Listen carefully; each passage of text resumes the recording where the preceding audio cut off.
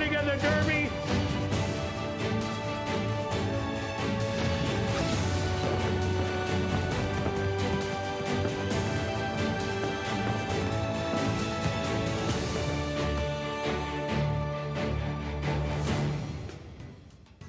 And welcome everybody to Assiniboia Downs for day 12 on your racing calendar here in Winnipeg, Manitoba, Canada. Another hot evening here in Winnipeg. We do have threatening skies around. A little bit of sprinkles out there right now, but nothing to affect the racetrack. Just means the water truck won't have to go around as much, but we'll see how that does play out through the evening as those clouds could roll in at any time.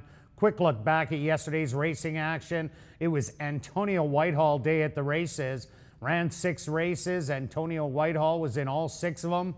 5 winners and narrowly missed the other one. Almost swept the card. He lost by a narrow nose on Terry's Temper, and that would have been quite the feat, winning all 6. And Jerry Gorno did win 2 of them. Antonio Whitehall was on both of them. So they've been both on a tear as of late, and they keep rolling. That's the top trainer and the top jockey. What did you guys see yesterday? Well, basically, the great racing. Let's start with Chantilly. I like getting emails from viewers and just commenting on they thought it was a chaos race. And I kind of disagree. If you listen to us talk about it, we talked about the different horses, the 3 horses, my top selection. You guys like the 1. We did talk about the eventual winner, the number 4, that paid $23 approximately. They overbet the 1. Everybody jumped on board on the 1 horse thinking the horse was going to improve, and it didn't. The other key to that horse that won, Antonio, as you mentioned, Kurt, is just riding incredible right now. He left another horse that I thought was a bit of a contender, went to the other one, and then put a great ride and ended up winning with a great ride, just like he did all day. And then full credit to Stats Marshall making us look bad on the 0 for 35 Norm's place. But as I said, stats don't lie, but we'll leave it at that. Yeah, we're the gluttons for punishment, both myself and Stretch. 0 for 21 now with 9 second place finishes here at the Downs. Norm's place, always a bridesmaid. Okay, let's kick off the card, the early daily double, with a $5,000 claimer for fillies, mares, 3-year-olds and up that are non-4 lifers going 6 furlongs. A wide open first race. And let's start it off with you, Marshall. Okay, just a quick comment about yesterday's card. I thought the track played pretty fair, pretty evenly, and I would expect the same today. Same kind of weather, same kind of humidity. So we'll see, obviously, as the night goes on, whether we get the rain. It is threatening potentially, but so far so good. Okay, so first race today. This is 5,000 non-winners of 4 lifetime. Quick scan of who's in this race, and I see there's 2 horses that are technically out of this condition. They only have 2 wins lifetime. That's number 3, Witch 7, and number 6, Ebony Knights. So for me, those are automatic tosses. I'm going to look elsewhere in here. The rest of the 4 horses have all raced together on that race on, was it June 2nd? Yeah. So a couple of notes about that race. The winner in there, Witzgato, he was 1 to 5, and he did win impressively, but he was the big favorite, and he ran like it. Now, the horse that finished 2nd in there, Fairy Barb, she came back to win last night impressively in the same condition as tonight, the non-winners of 4 lifetime. Now, the horse that finished 3rd in there, Dolly Dagger, that's my top choice in here. That's the 2 horse. I thought Dolly Dagger actually ran a pretty good race in there. She finished in 3rd, closing late, but there was a pretty good margin between her and the 4th place horse, as there was between her and Fairy Barb and Witzgato. I like to see races like that where they're spaced out at the line, as opposed to a race where you've got all 3 or 4 or however many horses that are all right on the wire. That generally means that the race wasn't as strong and won't come back as strong. So for me, that was actually a pretty good race. I think Dolly Dagger has every right to improve. 2nd start off the layoff. She's never won on a dirt track before, but I, again, thought that race was pretty good. I think the 1, Hurricane Emily, is going to go to the lead. She did duel with Witzgato in that race and definitely could improve. 2nd start off the shelf. Wendy Anderson still looking for that first win, though. 0 for 22 so far to start the meet. I'm going to go to the 4 Gemagene for third. I think this horse definitely could improve, and let's face it, we got Whitehall on board, so you got to look at his horses. They're live in every race. So Kurt, let's kick off the card 2, 1, 4. All right, Stretch, what about you? Okay, completely agree on Marshall's 2 horse. I almost put this horse on top. I'm a little bit biased on this. On the 6 horse, he makes a very good point, a little bit out of condition, but we've seen Jerry win on a little bit out of conditions just from racing. Quick story on this horse. The horse's last race at Fawner was the last race of their meet. It ended their pick 5 that day on a mandatory payout.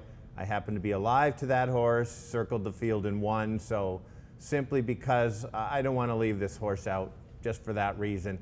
Probably should have him second, but I think there's going to be a duel. Now, my picks can certainly look very silly if the 1 gets a loose lead and the 4 chases around. Basically, you can completely throw out my selections, but I see the 1 and the 4 dueling, 2 getting a stalking trip, moving first, and then the 6 coming late. So the coming 6-2.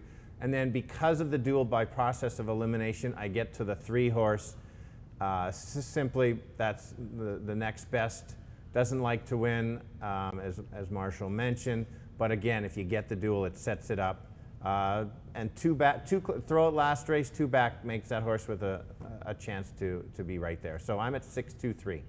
Yeah, I also like number 6, Ebony Knights, out of condition here. But Fairy Barb, as Marshall said, actually dropped into a non-3 lifer last night.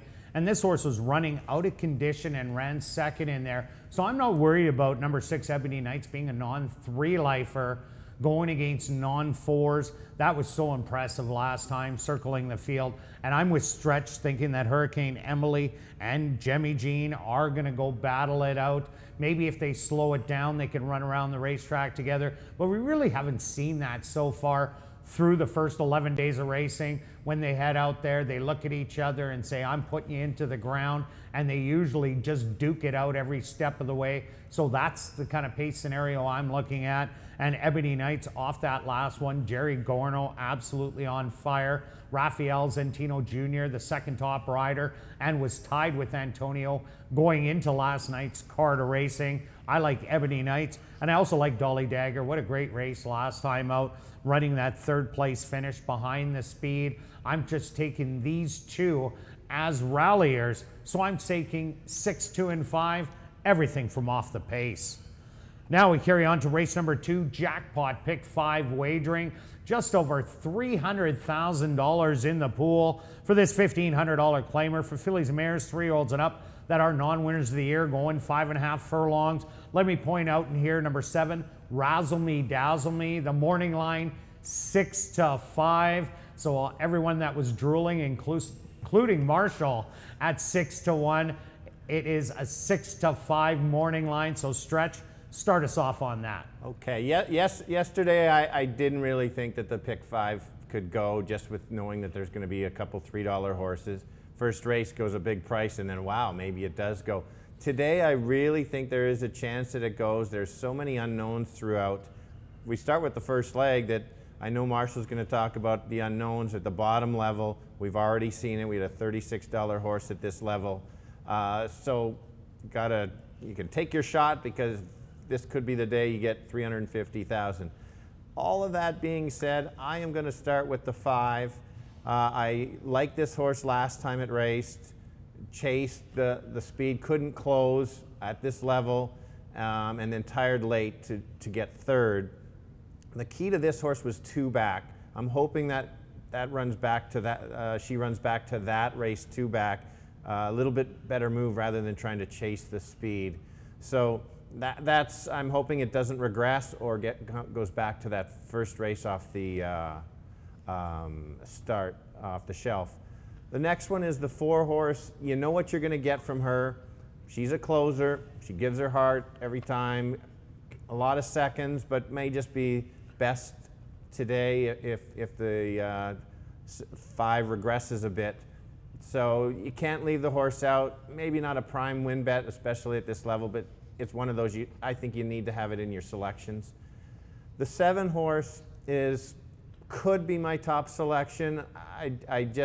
I'm unsure what to do. I know it should be the speed of the race. If it gets clear, it can easily upset. So don't leave her out. I have 5, 4, 7, but I would probably box my picks and just go with those orders: 7, 4, 5, 5, 4, 7. Okay, Marshall, how do you see this? Well, I'm going to take Stretch's advice on his last sequence there. I like 7, 4, 5 in here. Just to touch on a few other things. Yeah, this claiming 1500 level often looks like a couple of standouts on paper or one standout, and then we see a different result. That's happened a few times this year already. Having said that, to me, it does look like on paper, at least, there are 3 top contenders. Going to the outside, Razzle Me, Dazzle Me. This horse has raced twice so far this year. The last race, I wasn't as impressed. I thought the horse would improve. Did race wide, pressed the pace, actually was in second down the lane and then dropped back. I think third start off the layoff, that's often the peak performance or the best performance that a horse will have. So certainly every right for Razzle Me, Dazzle Me as a lightly raced 4-year-old filly to show that improvement today. If she gets a loose lead in here, she'll be awfully tough for sure. The 4, Dreamcastle, been a win machine in ASD. Her record speaks for itself, definitely a must-use. And the 5 definitely will get the good stalking trip, Kinohora, and she'll get first run. She could definitely go by the 7, but for me, I'm going to go 7, 4, 5. Yeah, I don't have too much more to add. Razzle Me Dazzle Me is the speed of the race. I expect this horse go to the front, win. Probably you're going to get about 1 to 2, maybe 3 to 5 in the end. Kinohora should be the stalker. Dreamcastle, the late rallier. Maybe throw in I'm a Danger just because it's coming out of the Jerry Gorno barn. But I'm with you. I'm 7, 5, and 4. Now we're going to carry on to race number 3, kicking off. $25,000 pick 4 wagering. It's the 60th running of the Free Press for the older boys, going 6 furlongs. Start us off, Marshall, in here. This has always been one of my favorite stake races, sort of, I guess, because it's always early on in the year, and I like the sprinters. Seem to be partial towards those sprinters. Yesterday we had a stakes race to kick off the pick 5. Today we have a stakes race to kick off the pick 4. So that's pretty cool. Looks like a pretty competitive field to me. The last race that many of these ran in, that overnight stakes race, I bet Stonecarver in there. I thought the horse didn't run as well as expected. After that, that horse was making his second start off of a layoff, had raced at Tampa already. Same thing he did the year prior, racing on the turf at Tampa and then winning big in his second start. He did get a loose lead in there, but maybe they just went a little too quickly. That was the fastest run 5 furlongs at the meet so far. So definitely room for improvement. Rycroft's second off the shelf is another good angle. The horse that beat him though, number 4, Mr. Dazzle, that's the horse that really impressed me that day. Visually, this horse just came charging down the stretch, and I thought the horse was doing it all on his own. The jockey just showed him the whip late down the lane just to keep him honest, but this horse was basically moving on his own, and he had a wide trip too, so that was visually very impressive to me. He's taken a big step forward from the look of things, from a 3-year-old to a 4-year-old. The question is, does he regress off of that, or does he continue to move forward? He does have a nice 4 furlong work since that race. I'm going to say he keeps going.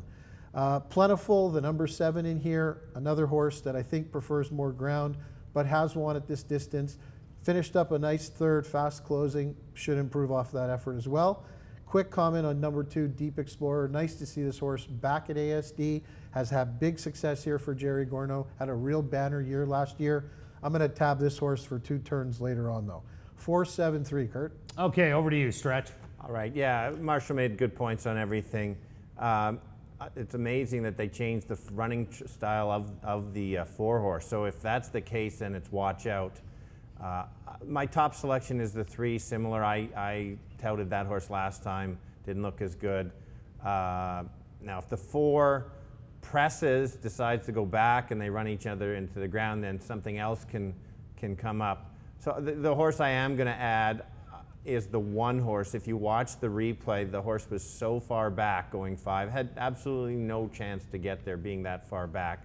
Gets the extra furlong, 15 to 1, may forget about the horse. You've got to at least use in the exacta or a trifecta there. It's a similar horse to Plentiful. Plentiful is just a fan favorite that gets bet. This one, that people really don't know the horse as much. That's maybe your value. Certainly the 7 can be third. I have 3, 4, 1. It's probably between the 3 and the 4. Yeah, I like Stone Carver and Mr. Dazzle also. Well, my big question mark in here is number 6, Smarty River Pants. What a campaign as a 2-year-old. The horse winning 4 out of 5 races. And the only blemish was a 2nd place. And that was a great race. Another winning stakes. This horse was training down in Tampa. And what I really like about this one is one of the workouts down in Tampa, 5/8 and 102 and change. And most of the horses that came from the training center down there had very slow works. This one has way better works. So they've been going after this horse for a while. A really sharp 101 and 2. Smarty River Pants has tactical speed, but not, I don't think, Stone Carver type speed. Expected to be in a stalking role. And if this horse is anything like its 2-year-old campaign, I could see this being another one in here with a big shot at upsetting the top ones. But I'm with you guys with Stone Carver, Mr. Dazzle, and Plentiful. I like 3, 4, and 7. Now we're carrying on to race number 4, a $5,000 claimer for 3-year-olds and up that are maidens, or not maidens, just a 5,000 claimer. They're going 5.5 furlongs. And Stretch, start us off in here. Right, so we've got number 1, Tis Funny. You absolutely know what you get with this horse. He's gonna go to the lead. He's gonna go as far as he can. Last race was probably the best race I saw him run all of last year. So if that form continues, very, very difficult to beat. My figures have him ahead of everybody else. It does go a little bit farther today, and that's where the question mark goes. Last year, this horse could only win around the $3,500 level. When it was getting higher, it tired. I'm thinking that the horse is kind of back to better health and certainly can repeat. I was hovering back and forth between my 2nd selection on which I go on top. So I've got the 1 on top and then the number 4. Had a nice race, stalked on the outside, made a nice move, ran down a speed horse and took over. The horse that ran 2nd, Frankly Fun, ended up winning the other day. So right away, you know it's a live race. The little hesitant on the 4, made the move and seemed to be getting a little tired at the end. Hopefully after the 1 start, the horse is going to take a step forward. It will need to do that to beat the 1 if there is no duel or the 1 can carry the speed. The 3rd choice, Kurt mentioned about this horse last time, and if the speed backs up and Antonio's actually riding, obviously, lights out, could be closing at the end. Last year this horse paid boxcars on a race. This could be one of those that they forget, they get stuck on the 1 and the 4 and the odds go big at 10 or 12 to 1 maybe on the 2 and it surprises everybody. So it's 1, 4, 2, but I would just want to add one other horse just to make note is the 6 horse. I'm not going to select the 6, but an absolute terrible trip last time. You can absolutely cross that race out. So maybe now you're going to get some odds if you want to think that the horse can move up. Don't think it was a bad race and why would the trainer move the horse up? That race is a throw out, so maybe use it in a try, but 1, 4, 2. All right, over to you, Marshall. I'll be short and sweet here. I like Tis Funny. I think this horse looked great. That was at the 3,500 level, so is moving up in class today. Looks to me like he should have a loose lead though again. And just watching that replay, he was running easy, did it all within himself. So I think we see a duplicate of that today. Extra half furlong, I'm not concerned about that at all. The 4 Dare to Enter, again, did also run a really nice race first out. Actually ran down a loose speed horse in there. So I think that horse is the only one that really has a solid shot to beat the 1 in here.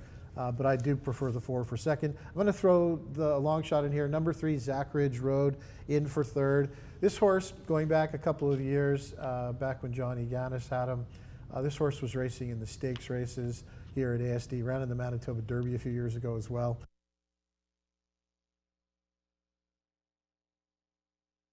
Of ground, but you know what? For 3rd or 4th, I'm going to throw this horse in. 1, 4, 3. All right, I don't have much to add. I think Tis Funny goes to the front, wire to wire.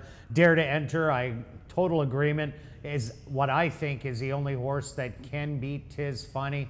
But I'm looking at these two to run around the racetrack together, and Sheer Prince is my third one. Stretch was looking at my picks. I like 1, 4, and 2. Now we're carrying on to race number 5. This is a maiden claimer for Manitoba, Saskatchewan, North and South Dakota breds. They're going to go 5.5 furlongs, kicking off late double, a wide open affair. And Marshall, what do you like in here? I actually like a horse in here. This is a stable male horse for me, but before I get to that pick, this is a nice big field, which is good for a maiden 5,000 race. This is the first foal for number 2, Tom Not Shy, no siblings to talk about. There are 2 siblings on number 9, my last 20. One of them raced locally, Bad Cat, but it took her 5 tries to break her maiden. So I'm going to look elsewhere for this one as well. The horse I like best in here is number 6, Awanana. Kurt, help me out on that. Awanana, yeah, that's a tough one. I had a really tough one with that. That's a stretch. I was not even attempting that one. So number 6 is who I like best in here. I thought she ran a really good first race. She was pressing the horse, went gate to wire. She was 3 wide in the backstretch, then put away the inside speed, one of them, and then kept going and pressing. Tonight, I think she's loose, and if she is loose, Gardapi second start off the shelf. I'd see the horse going gate to wire. The other horses that were in that race, number 5, Zip Eddie, like this horse to run second. Horse saved ground for most of that trip though, but did run evenly before that and had been taking that drop from maiden special weight. So again, every right to improve. This isn't exactly a world beater race. So this is a contender in here for sure. Last horse, Steal the Stretch, number 3, round out the try. I thought had been racing tougher last year and could improve second start off the season. 6-5-3 in the 5th. Okay, Stretch, how do you see it? All right, thanks for taking my namesake there, Marsh, at least in the top picks. I've got the 8. I agree with the 6. The 6 is the horse that potentially can beat the 8.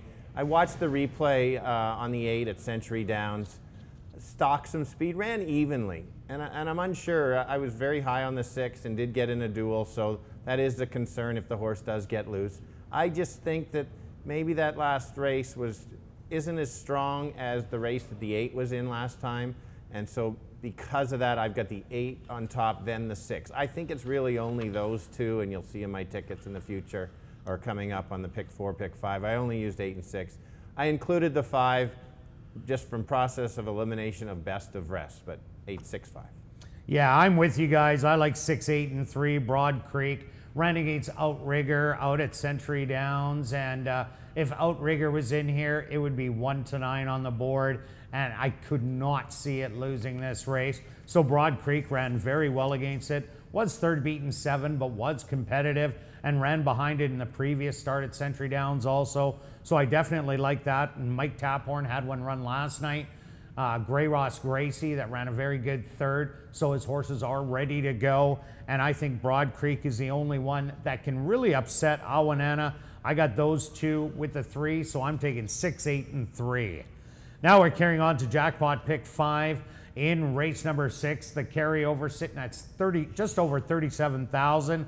This is a $5,000 claimer for, again, Manitoba, Saskatchewan, North and South Dakota breds that are non-2 lifers. Going 5.5, a field of 10, half boys and half girls. Stretch, who do you like in here? Great way to finish off the week. 10 horses in this race. Be ready potential for anything to happen in this race.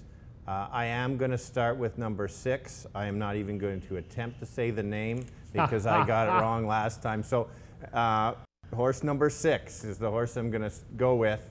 Is basically similar to some of the other picks we've had today. Is this horse dueled with a good horse, Ojo Del Mar, ran a really nice first race out, hung around longer than expected, very competitive. So it also, it looks like it's the same level, but it's actually a drop in class. It was racing open against Kentucky breds and Florida breds, now dropping into Manitoba breds. So now that big drop does make a difference. I actually think Nicole's going to win her first race here. She knows how to send horses. She's very good at sending horses to the lead, so gate to wire on the 6. After that, that's where the craziness potentially can show up. So if the 6 stops or you don't like the 6, you will get paid. I know I'm going to hear from Marshall on this one for taking this horse, but I will take the 7. Yes, 1 for 20 in the wins. Just came up short last time. I liked that first race out there. I like that it's going a little bit longer. If again, the 6 has to stop for that horse to win, and another dreaded one, 1 for 18. But just has the fit numbers to potentially there, and that's the 2 horse. So it's for me the 6 and then craziness underneath. I took the best of the rest that seemed to show up in the money, and that's how they potentially can win. So I've got it 6, 7, 2. Yeah, just to point out that Queen Jean's 1 win was in a restricted stake race. Okay, over to you, Marshall. Okay, this is my best play of the night. Actually, I like the 6 Skoden an awful lot. This horse really impressed me last time. That was a very salty N2L field, mile winners of 2 lifetime field. Open, as Stretch mentioned. Today, back in against Manitoba breds. I think that's a pretty good drop. The horse that won was really impressive. I expect we'll see that horse win the N3L category or condition pretty quickly. And the horse that finished second in their strong arm, I suspect that we see that horse break the N2L condition pretty quickly. So very salty race. Definitely Skoden, my top choice in here. I actually went to the 1 Lookin' Rich for second in here. This is a horse that was winless last year, going 0 for 8. I know that because I bet him several times. He was the beaten fave in half of those starts, so I wasn't alone. There were a lot of people that bet him too. This guy was a money burner, but he never really ran a poor race. He was 6 for 8 in the money. He just couldn't get it done on the win end. 5 works coming into this race. I think he's right there at the wire, at least for second. I'm going to use number 3 Valente as my 3rd choice in here. Nice work since the opener, which I thought was a decent race. And he always seems to settle for minor awards. He's got 6 times, a third of his starts, he's finished 3rd. So let's see if he can do the same for me today. 6, 1, 2 to close the week off. All right, I'm with you guys on Skoden. What a great race that was. Stretch's best bet of the meet. Did get beat there in strong arm. But Ojo Del Mar was 50 cents on the dollar, $3 first time out. So Ojo Del Mar finally ran the race that he should have in the previous start. So Skoden is the one to beat, but I have my long shot of the early meet. That's number 10, Turbodyne. This horse is gonna get Lasix today. You see it's already won 3 races in the lifetime, but fits in here as it won races that were less than $2,500 winner's share, so they're not considered for eligibility. And Turbodyne was always in the money last year, didn't get the win, but had seconds and thirds. It was disqualified the only time it did win. It has tactical speed where there isn't a lot of speed in here besides Skoden. So I think it's going to get great positioning. And if Skoden wants to falter late down the lane, I think Turbodyne could get up. Courtney Ross had a win early on with the Fiddler's Green in the first one she entered into the box. This one has a couple of nice 3 furlong works, one in 35 and 4 and another one 36 and 4, both going 3/8. If Turbodyne can run up to a few of those races from last year, I think it's going to be a big player in this race. And I also like number 2, Valente. Beat a lot of these horses last time they did run, at least with the girls in here. Valentine lost to Twisted Sensation, who was a speed horse, and she just couldn't catch her. She's a rallier, and there wasn't much pace. When you get a slow pace, the horse has still lots left in the tank. It's hard to run by those kind. So Valentine will have pace to run at today. So I think he'll run a lot better. I'm taking 6, 10, and 2. Thanks for joining us here for ASD Live. And we'll be right back for the changes on this evening's Card of Racing.